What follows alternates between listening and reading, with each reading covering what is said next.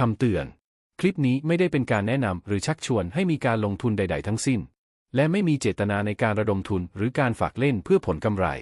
การเทรด Forex เป็นกิจกรรมทางการเงินที่มีความเสี่ยงผู้ลงทุนควรทราบถึงความเสี่ยงที่อาจเกิดขึ้นและพร้อมที่จะรับผลต่อความเสี่ยงนี้ดังนั้นกรุณาทำความเข้าใจข้อมูลต่างๆที่เกี่ยวข้องอย่างละเอียดและครบถ้วนก่อนการตัดสินใจลงทุนและควรจะเข้าใจว่าการลงทุนเป็นความรับผิดชอบของคุณเอง